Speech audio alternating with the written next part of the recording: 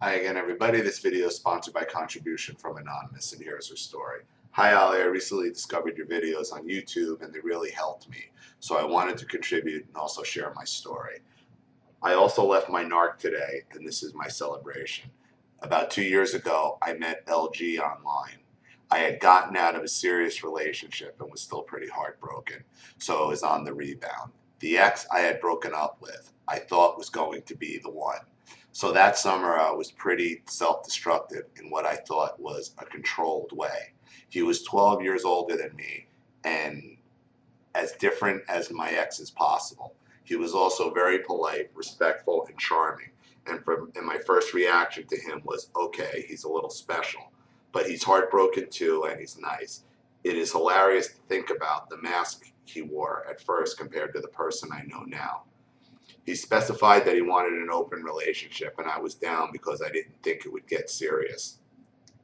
I had also been in a casual open relationship once before, so I thought it would just be fun and games and no one would get hurt. He was also French and spoiled me financially, so I had a very skewed point of view on him for a long time.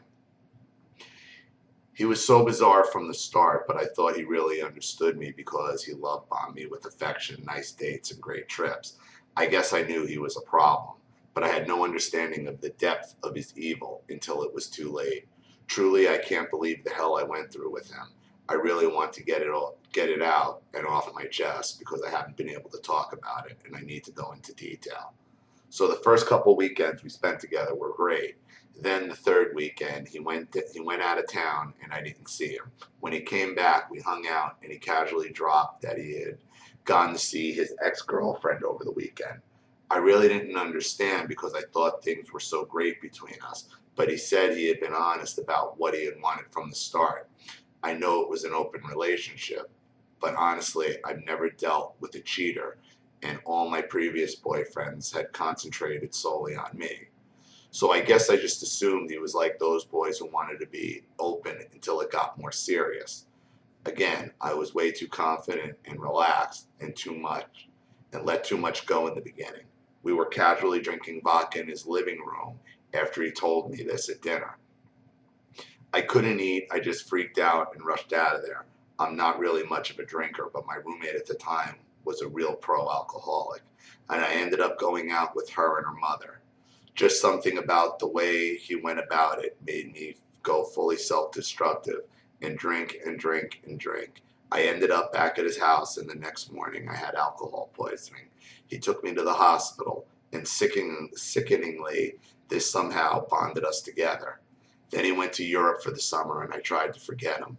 We would email here and there, but really, I was just thinking like that was it, if only.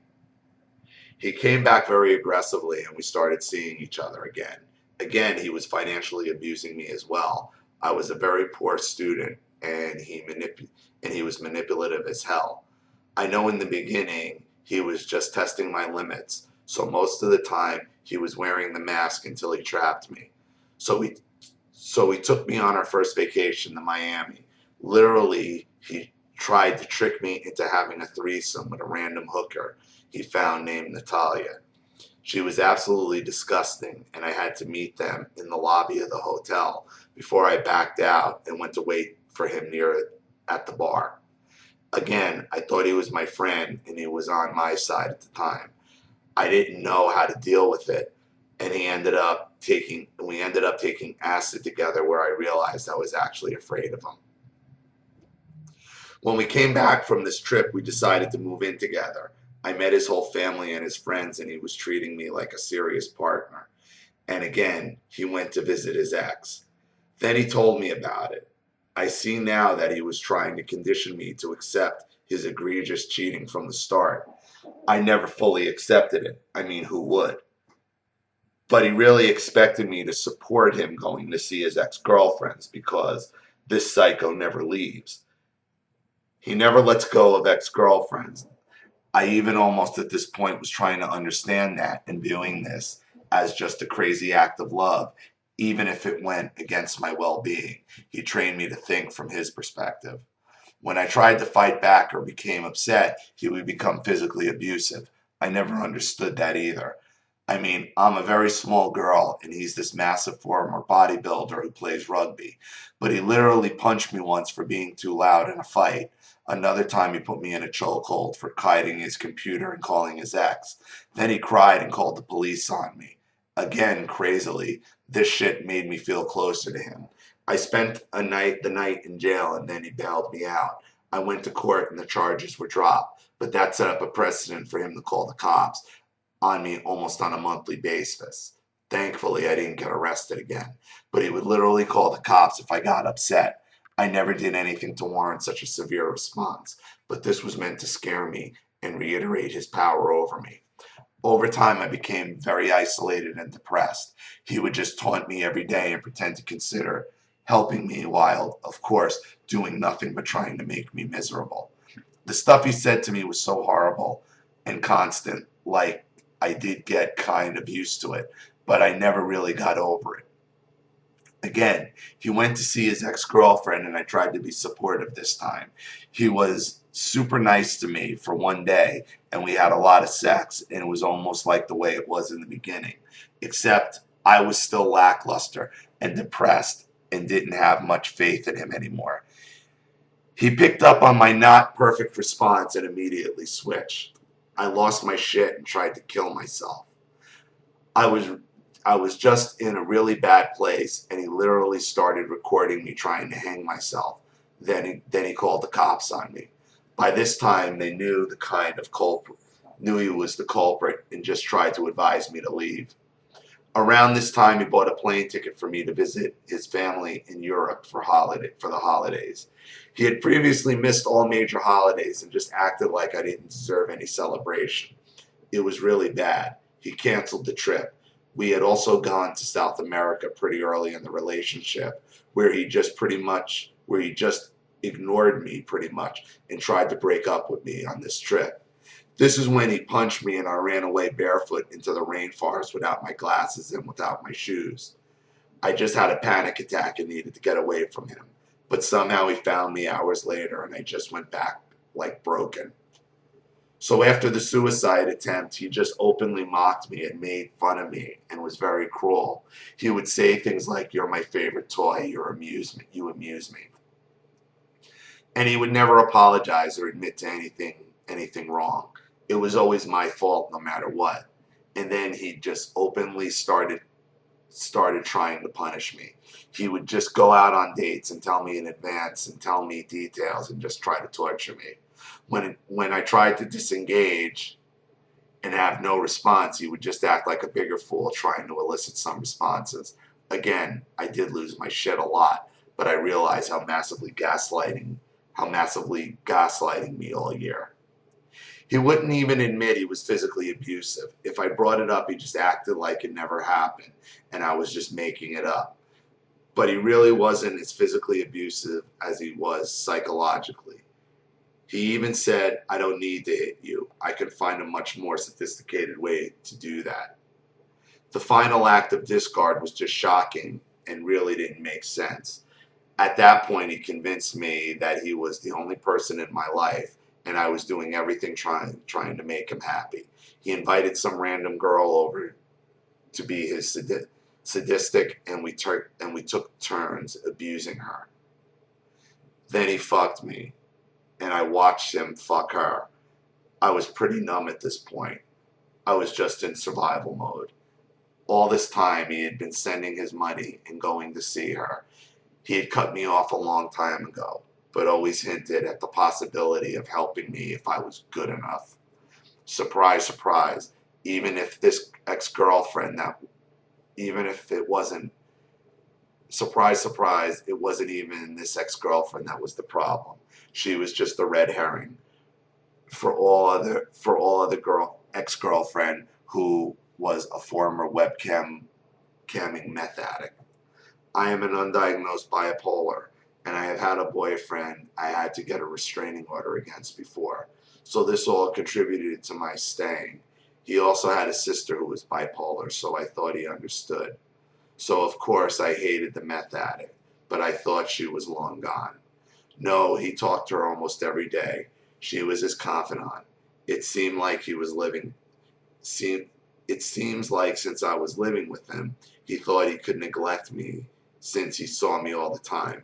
He told me I didn't need anything but him. He poured all his love and attention on any other girl. He would trash talk about his exes, and he would just defend them harder and tell me how precious they were to him. Probably immediately after he did something like bailing me out of jail. I don't know how I put up with it, except the abuse was really slow and arresting and insidious. He is very, very smart and covert. He would constantly tell me I was sick and I was the problem, and he was the upstanding citizen who could do no wrong.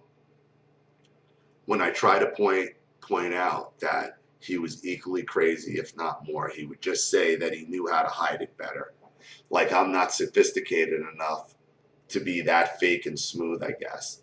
I am a really blunt person, and I say exactly what I feel. He would always compare me to his exes and try to make them out to be so amazing, but I never really bought into that either.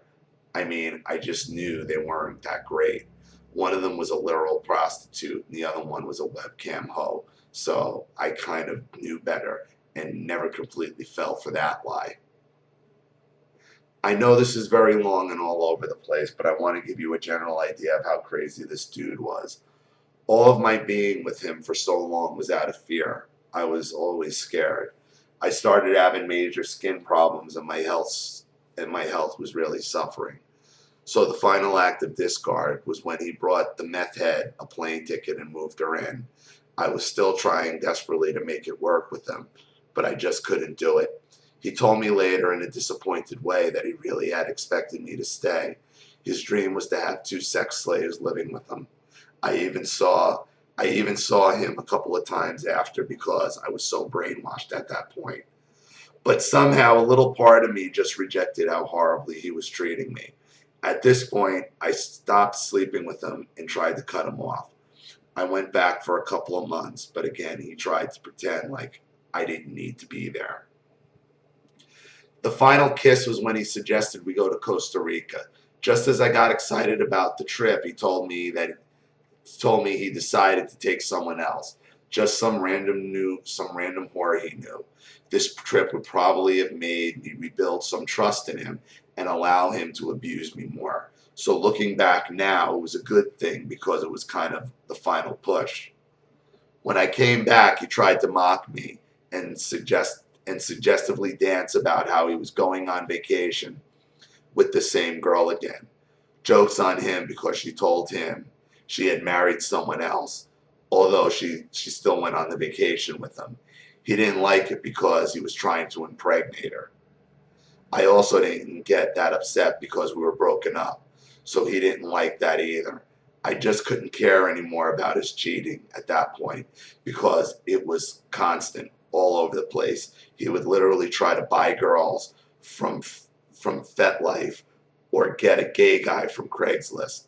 He also refused to wear a condom. So it's just the best direction to stop sleeping with him.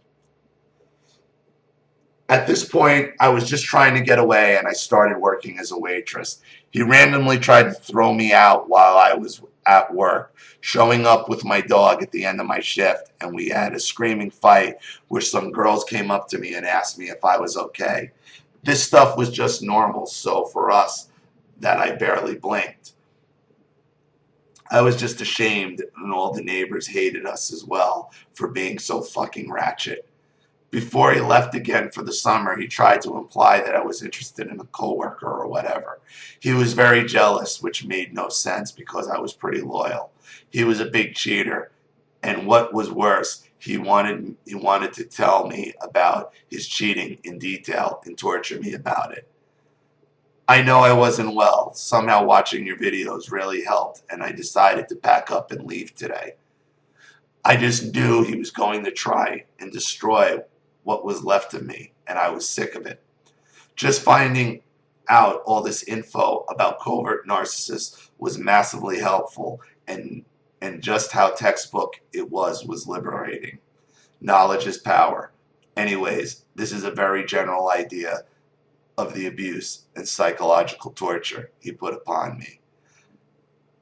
I just never someone as deliberately, and just never met someone as deliberately evil as him.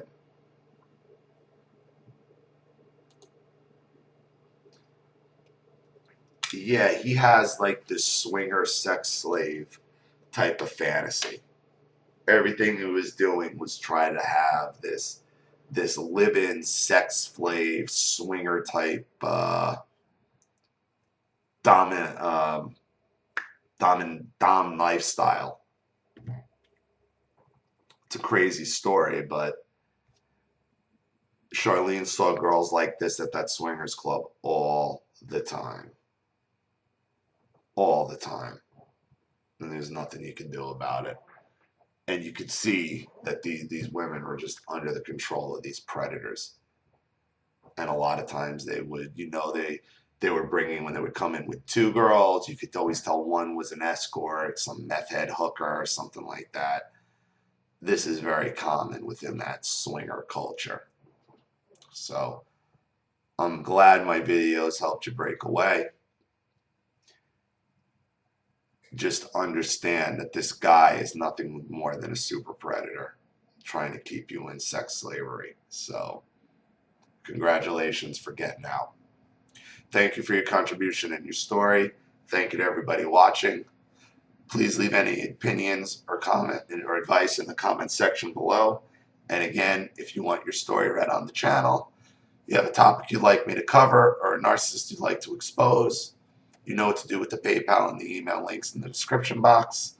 I'll have the video right back to you. This will be my last video for today, I think.